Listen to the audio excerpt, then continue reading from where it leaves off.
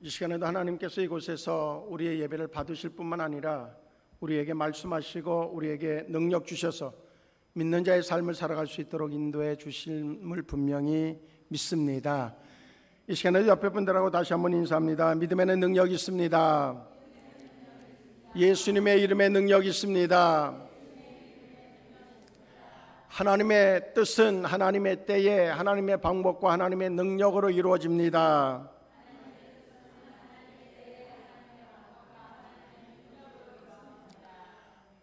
할렐루야.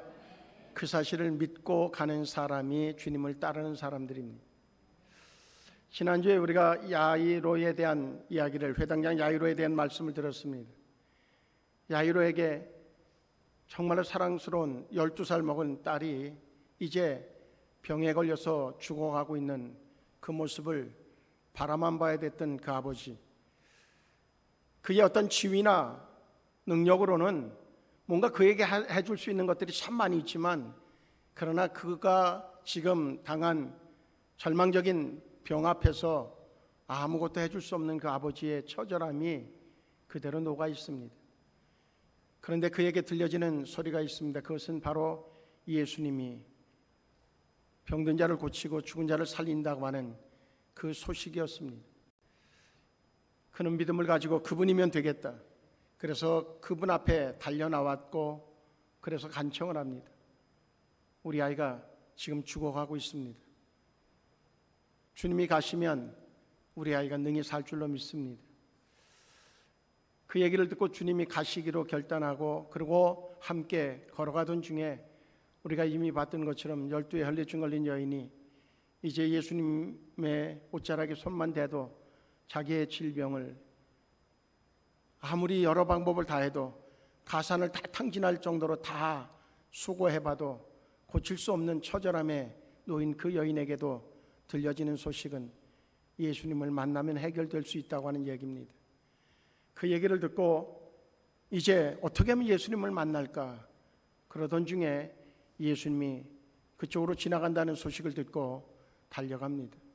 수많은 사람들이 가로막고 있어서 도저히 뚫고 들어갈 수 없는 그런 상황이었지만, 그러나 간절한 사모하는 마음은 그 모든 상황을 이겨낼 수 있는 무한한 능력을 드러내게 합니다.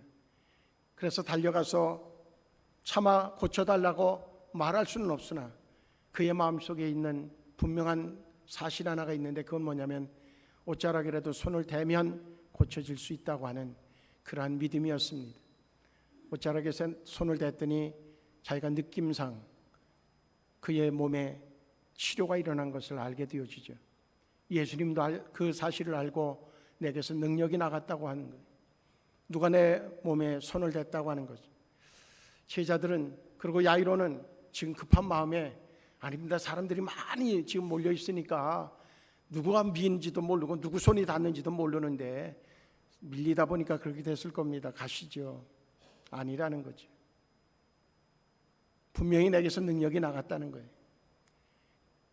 그리고 누군가 돌아봤더니 그때에 더 이상 숨길 수 없는 것을 알았던 그 여인이 앞에 나와서 그 사실을 고하게 되어지죠.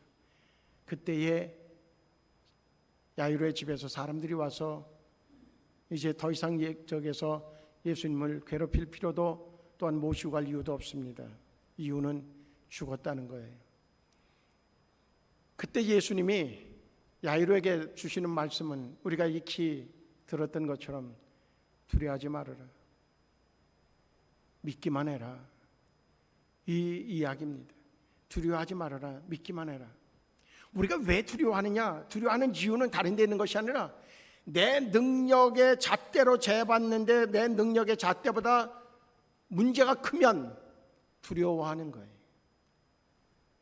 그런데 이와 동일시하는 것이 하나 있는데, 하나님의 능력도 때로는 내 능력의 잣대 안에다가 갖다 가둬놓을 때가 있다는 거죠. 믿음이 있다고 하면서도.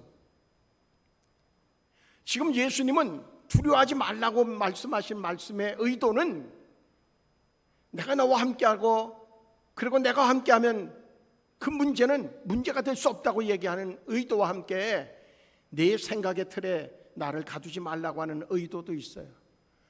그리고 믿기만 하라는 거예요. 그때 야이로는 우리가 이미 본 것처럼 거기에 대해서 한마디 반박도 안 합니다.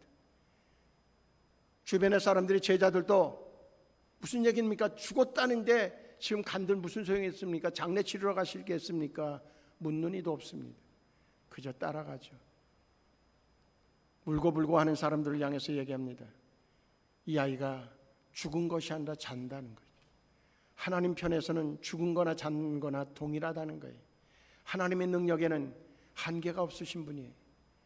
그래서 소녀야 일어나라 명령했더니 그 아이가, 죽은 그 아이가 일어나서 부모가 주는 음식을 먹고, 그 이후에 삶에 대한 기록은 없지만 놀라운 사건이 벌어집니다. 지난 한 주간 동안 그 말씀을 묵상하고 그 말씀이 여러분들에게 능력이 되어졌는지 묻고 싶습니다. 삶의 여러 가지 상황들이 일주일 내에도 우리에게 엄습해 왔을 터인데, 때로는 파도가 칠 때는 한번 몰아치고 마는 것이 아니라 연거푸 파도가 몰아치는 것처럼 그런 파도 속에 갇혀있는 이도 있을 터인데, 혹시라도 그런 분이 있다고 하면 그 말씀이 능력이 되어졌느냐 하는 겁니다. 그 말씀이 살아 역사에서 내 마음에서 살아서 정말로 주님을 바라보고 믿기만 했더니 두려운 것이 아니라 오히려 기쁨이 되어지고, 그와 동시에 하나님의 능력을 기대하는, 그리고 하나님의 기적을 소망하는 그런 마음 때문에 오히려 두려움이 아닌 벅찬 마음으로 바뀌어짐의 은혜를 체험한 분이 있느냐 하는 겁니다. 그 은혜가 있기를 주의 이름으로 축복합니다. 할렐루야. 오늘의 본문의 말씀을 보면, 이제 예수님이 갈릴리 해변을 지나가시다가 시몬과 안드레가 바다에 그물을 던지는 것을 보게 되어지죠. 그때에 예수님이 그들을 향해서 얘기합니다. 나를 따라오라. 내가 너희로 사람을 낚는 어부가 되게 하겠다. 그렇게 말씀하죠. 그런데 어찌 된 일인지 곧 그물을 버려두고 따르느니라, 그렇게 기록하고 있어요. 그리고 조금 더 가시다가 세베대의 아들 야고보와 그 형제 요한을 보시고 그들도 배에 있어 그물을 깁는데 곧 그들을 또 부르셔요. 그랬더니 그들도 역시 아버지를 이제 품꾼에게 이제 함께 있게 하고 버려두고, 오늘 성경 그래요. 품꾼들과 함께 배에 버려두고 예수를 따라가니라. 뭔가 냉정함을 얘기하고 단호한 결단을 보여주는 행위를 취하고 있어요. 이게 그냥 읽으면 뭐 그랬대 정도예요. 근데 상황으로 들어가 보면 어떻게 그럴 수 있을까 하는 거죠. 뭐 그래도 교육을 받고, 그리고 예수님의 기적을 받든지 아니면 또 예수님이 뭔가 약속을 해준 게 있든지, 뭔가 그랬을 때에 설득력이 있어서, 그래서 고대하고 고대했는데 저분을 좀 따라다니면 좋겠다. 그런데 그분이 나에게 와가지고 야, 나를 따라와. 내가 이제 내 제자가 되고 내가 저기서 한 대로 내가 너에게 원하는 것은 사람을 낚는 어부로 만들어줄게. 뭔가 그렇게 그럴싸한 스토리가 좀 있다고 하면 아멘 할 수 있을 거예요.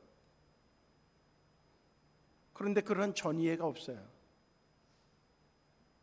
그런데 버려두고 따르는 거예요. 곧이에 망설임도 없어요. 우리는 그렇지 않다고 얘기를 해도, 나는 나일 뿐이야 라고 얘기해도요, 뭔가에 이끌려서 살아가는 삶을 살아갑니다. 뭔가에 어쨌든 이끌려 있어요. 그게 조금 심하면 중독되어져 있어요. 그게 사람이 되어졌든 게임이 되어졌든 뭐가 됐든 하든 간에 우리는 뭔가에 이끌려 살아간다는 거죠. 그것이 습관에 의해서 나를 잠식해서 나를 이끌고 다니든 어쨌든 뭔가에 이끌리고 다녀요. 그래서 오늘 이 시간에 묻는 물음은 다른 것이 아니라 당신은 누구를 따르고 있는가 하는 거예요. 사람으로 취급한다고 하면 누구를 따르고 있는가? 무엇을 따르고 있는가? 당신의 가치를 어디에다 두고 있는가? 그리고 이어서 묻는 물음을 갖는다고 하면 그것이 가치가 있느냐라고 하는 물음이에요. 우리는 참 중요한 요소가 있어요. 삶에 있어서 두 번째 갈 수 없는 요소가 뭔가면 내가 누구 혹은 무엇을 따르는 자인가라고 하는 겁니다. 누구의 제자인가라고 하는 거죠. 아무리 내 인생은 내가 내 마음대로 내가 선장이 되어서 내 인생을 그저 조종하고 살아가겠다라고 얘기해도 통하지 않는 게 우리 인생이란 말이죠. 그러면 뭔가에 쫓아야 된다고 하면 그만한 가치가 있느냐는 겁니다. 아예 오히려 뭔가 명확하게 선명하게 나는 이분을 따라, 난 이것이 나의 삶의 목적이야, 그렇게 명확해지면 우리의 생각이 분산되지 않고 우리의 어떤 가지고 있는 그런 능력이 소실되지 않을 거예요. 명확하게 뭔가 내가 따르는 것이 있으면. 근데 삶의 회의는 어디에서 와지는가 하면 그 명확성이 떨어질 때 삶의 회의가 와집니다. 내가 지금 뭐 하고 있지? 내가 뭐 하면서 살고 있지? 지금까지 내 인생은 뭐지? 이제 모든 일선에서 물러나고 정신없이 월급을 받기 위해서든 아니면 그 목표치를 성취하기 위해서든 아니면 아파트를 살려고 하는데 그것을 달성하기 위해서든 뭔가 거기에 매진되어져서 막 정신없이 살아갈 때에는 그것 때문에 내가 지금 뭐 하는 거지? 물음이 없을 만큼 살아갈지 몰라요. 그런데 일선에서 물러나고 난 이후 이제 어떤 정해진 바가 없는 하루하루의 시간을 보낼 때에 자신을 돌아보게 되어진단 말이죠. 그때 던져지는 질문이 뭐예요? 난 뭐 했지? 뭐 하며 살아왔지? 그러다가 명확한 답이 안 나오면 어때요? 허무해. 그래서 그때부터 뭔가를 찾으려고 찾는데 뭔가 엄하게 오히려 인생을 더 망가뜨릴 수 있는 그런 길을 걸어가는 이들이 우리의 주변에 너무나 많이 있다는 거죠. 그런데요, 참 묘하죠. 사기꾼의 예를 들어도요, 사기꾼은요 자기 정체를 드러내지 않아요. 그러면서도요 자기가 타겟으로 삼은 사람이 자기 의도대로 자기의 어떤 주관성을 가지고 선택하는 것처럼 교묘하게 그 사람을 유도합니다. 그래가지고 결국 자기의 의도된 그 자리로 딱 꼬린되어지도록 만드는 일에 탁월한 이들이 사기꾼들이에요. 근데 그게 누가 잘하는가 하면 마귀 사탄이 잘하거든요. 우린 그래서 뭔가 자기 만족에 빠지게 만들기를 잘하는 마귀 사탄에게 이끌리면서 살아갈 때에 우리는 후회할 수밖에 없게 되어질 것이라고 하는 겁니다. 네, 우리는 한 가지 명확한 것이 있습니다. 우리를 가리켜서 성도 그리스도인, 성도 그리스도인. 그러면 분명한 목적이 명확해진 사람들이에요. 또 하나는 누구를 따라야 되는지가 명확해진 사람들이라는 사실이에요. 그러면 실제적으로 그러냐 하는 거죠. 그래야 자유로워요. 그래야 행복해질 수 있어요. 그래야 내일을 기대할 수 있어요. 왜 그런가 하면 그리스도인들에게, 하나님의 백성들에게는 하나님이 약속하신 약속이 있기 때문이라는 거죠. 그럼 거기에 합당한 삶을 살고 있느냐? 다시 얘기하면 예수님을 따르는 예수님의 제자로서의 삶을 살아가고 있느냐라고 하는 사실이에요. 우린 다시 묻습니다. 누구를 믿고 계십니까? 누구를 따르고 계십니까? 무엇을 믿고 계십니까? 누구에게 삶을 맡기고 따라가고 계십니까? 예수님은 그 처음 만난 사람들을 향해서 그렇게 얘기합니다. 나를 따라오라. 내가 너희를, 그렇게 얘기합니다. 나를 따라오라. 내가 너희를. 그분에게 명확합니다. 예수님을 따르는 자들에게는 명확하게 목적이 있습니다. 오늘 이 시간에 그것을 발견한 이는 행복할 수 있고 내일을 소망해도 무방할 수밖에 없습니다. 그래서 앞에서 던진 것처럼 그게 의문인 거예요. 대체 무엇이 그들을 그렇게 이끌었을까라고 하는 거죠. 누구든지 나를 따라오려거든 예수님은 그 이후에 자기를 부인하고 자기 십자가를 지고 나를 따를 것이니라 그렇게 말씀하거든요. 거기서 보면 예수님이 선택한 사람, 근데 우리가 생각해 봐야 되는 것이 있어요. 아주 전문성을 가진 유명한 작곡가가 됐든 아니면은 어떤 전문 분야의 리더가 되는 분들이 자기 제자를 뽑을 때는 어때요? 누구든지가 아니에요. 조건이 있어요. 이러이러한 조건을 갖춘 사람은 내가 내 제자로 선택하는 거예요. 명확하잖아요. 아무나 자격이 없는데 아무리 봐도 재능이 전혀 없는데 그 사람을 자기의 제자로 삼는 스승은 찾아보기 쉽지 않아요. 근데 예수님은 누구든지라는 단어를 붙여요. 누구든지. 그 누구든지 속에 우리가 들어간 거예요. 그래서 들어간 거예요. 누구든지 속에 그래서 들어간 거란 말이에요. 예수님의 제자, 하나님의 백성이 되어질 수 있었던 조건은 내가 이러이러한 조건을 갖췄기 때문이 아니라 누구든지라고 하는 주님의 조건에 합당하기 때문에 우리가 들어간 거예요. 그 조건은 이제 시간이 지나면 지날수록 그분은 그 조건에서 해보니까 안 되겠어. 조건 갖춘 사람 데려다가 해야지. 내가 정말 고생만 하고 안 되겠어. 그래서 바꾸신 분이 아니에요. 지금도 여전히 누구든지 모든 사람이라고 하는 거죠. 그렇게 해서 불렀는데 대답을 해요. 그래서 이 상황을요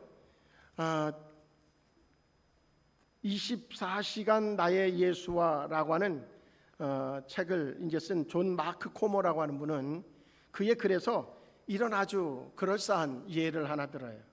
어떤 예를 들고 있는가 하면 어느 사람이 고등학교 중퇴를 했어요. 그런데 이 사람이 자기가 고등학교 중퇴를 했지만 그 사람의 마음속에 무슨 소망이 있는가 하면 대학 교수가 되고자 하는 꿈이 있어요.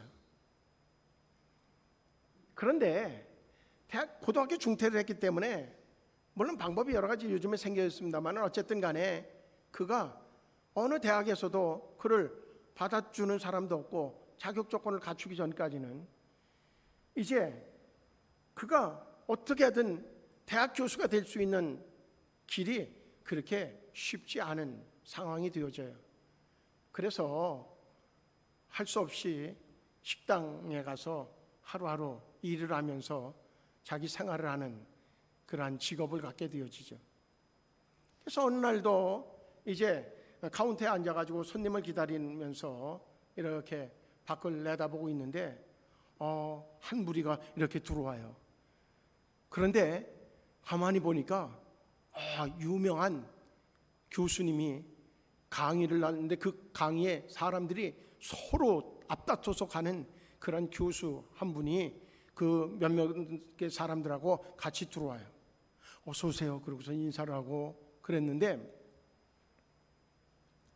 그 교수가 이렇게 쳐다보니 빙긋이 웃고 식탁에 앉더니 다짜고짜 그렇게 얘기하는 거예요.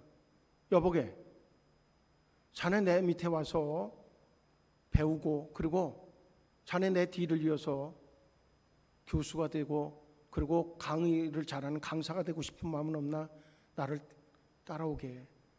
내가 이제 자네가 결정한다고 그러면 자네를 우리 집에다가 이제 함께 기숙할 것이고 그리고 이제 내가 연구한 자료를 다 볼 수 있는 권한을 자네에게 줄 것이고 그리고 이제 학비는 장학금을 줘서 내가 다 뒷바라지 할 테니까 자네 나를 따라올 생각은 없나?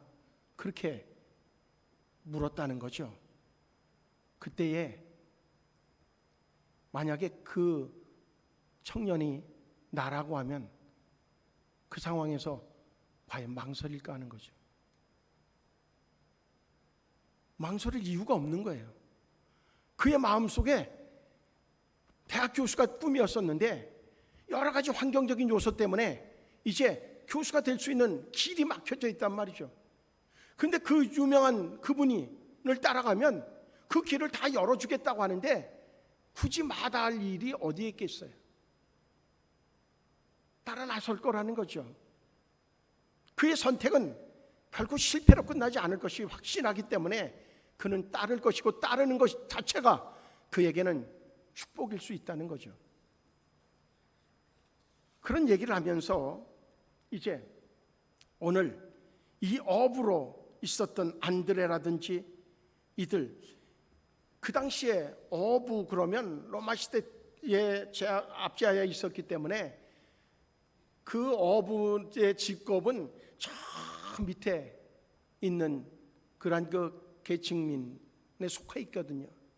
그러니까 그건 아버지가 어부여서 그래서 거기서 배우고 뭐 자라면서 보고 자란 것이 그거 있기 때문에 그것도 가업으로 있고 그렇게 어부로 살아가죠. 그 이상을 뛰어넘을 수 없는 상황이 그들의 현 주소란 말이죠. 그런데 그들의 마음속에 만약에 이 상황을 좀 극복하고 그리고 좀 더 나은 그런 나의 정말 비전을 좀 성취하고 싶다고 하는 마음의 열정이 있는 사람이라고 하면 그것을 뛰어넘을 수 있는 상황이 자기에게 제시되어졌을 때에 그것을 마다할 수 있는 그 어리석음을 갖고 있지 않을 거라고 하는 거예요. 우리는 이 본문의 말씀을 통해서 분명히 이제 시몬과 안드레 그리고 또한 세베대 아들 야고보와 요한 그들을 불렀을 때에 그물을 내려놓고 아버지를 또한 저기서 품꾼들에게 버려두고 그리고 예수님을 따르는 데에는 그들 나름대로의 뭔가 비전이 있었다고 하는 거죠. 그와 함께 정말로 예수님에 대한 전 이해가 그래도 소문으로라도 야이로가 진정으로 그 딸의 병을 고치기 위해서 12에 혈루증 걸린 여인이 그 예수님에 대해서 들었던 소식이 분명히 그들의 마음속에 남아 있었고 언제든지 자신들에게 기회가 주어진다고 하면 이라고 하는 갈망이 있었지 않겠느냐는 겁니다. 물론 이 말씀을 그대로 해석할 수는 있습니다. 하나님이 하시는 일인데 안 될 일이 뭐가 있겠어요? 하나님이 오라고 해서 내가 제자로 써야 되겠다 그랬으면 하나님이 그 마음에 사모하는 마음도 주시고 그리고 아멘할 수 있는 마음도 주시고 다 해서 쓸 수 있죠. 그런데 성경은 또한 하나님은 그런 분이 아닙니다. 우리에게 자유의지를 줬다고 하는 얘기는 내가 선택하도록 만들어 놓으셨어요. 우리는 지금 선택되어졌고 그 선택에 순종하는 자가 되어져서 오늘 이 시간에 예배의 자리에 와서 앉아서 예배하는 자들입니다. 그렇다고 하면 이제 우리가 생각해 봐야 되는 것은 그저 오라고 해서 따라다니는 것뿐입니다 라고가 아니라 예수님 그 정도의 뿐이라고 하면 좀 닮아가고 싶은 마음이 충분히 있을 만하잖아요. 그분처럼 행동할 수 있다고 하면 그것보다 더 복 있는 삶이 어디에 있겠어요? 우리 이 시간에 그런 비전을 좀 가져야 되지 않겠느냐는 거예요. 예수님처럼 예수님같이 그렇게 우리가 살아갈 수 있다고 하면 살아낼 수 있다고 하면 그것보다 더한 축복이 어디 있겠느냐는 겁니다. 그래서 이 시간에 이 말씀을 통해서 한 가지를 제시하려고 합니다. 예수님을 따르는 자가 되어졌다고 하면 확실하게 예수님의 제자가 되십시오. 예수님의 나를 따르라고 하는 말씀을 믿고 순종했던 그들은, 예수님의 제자가 되어졌고 예수님의 제자가 된 그들은 이제 그들의 삶 속에 주님이 행하셨던 그 능력을 행하는 자의 삶이 되어져 있었다고 하는 겁니다. 그리고 하나님 나라에서 칭찬받고 상급받는 복 있는 자가 되어졌다고 하는 사실입니다. 이 세상에서도 역시 정말로 남다른 그러한 삶의 여정을 살아냈던 사람들, 누군가의 병을 고쳐주고 누군가의 귀신을 내쫓아주고 누군가에게 정말로 위로자가 되어지기도 하고 누군가에게 자신의 연약함을 경험했던 사람들에게 연약한 사람들을 정말로 안아줄 수 있는 사람으로 살아갔던 사람들이었다고 하는 사실입니다. 우리에게 그런 삶을 좀 살고 싶은 소망이 생겨지면 좋겠습니다. 그렇게 되기 위해서 예수님의 제자들로서의 훈련은 한 3가지의 과정들을 정리할 수 있습니다. 예수님은요, 그 제자들을 부르시고 나서 그 다음에 어때요? 24시간 그 제자들과 함께 지냈어요. 그 제자들은 예수님과 함께 지냈어요. 그러다 보니까 예수님에게로부터 뭔가 차츰차츰 예수님처럼 되어졌어요. 말투도 그렇고 태도도 그렇고 습관도 그렇고 자연히 그분과 함께 24시간 함께 지나니까 그분처럼 되어질 수 있죠. 그런 다음에 어떻게 돼요? 그분처럼 행하게 되어졌어요. 이스라엘 사람들에게 있어서요, 제자 훈련 그러면 이스라엘 사람들은, 유대인들은 특히 모두가 한 5살 정도 되면 우리로 얘기하면 초등학교죠. 초등학교에 입학을 해요. 그게 베트 세페르라고 하는, 우리로 해석하면 책의 집이라고 하는 곳에 이제 다 소속이 되어져요.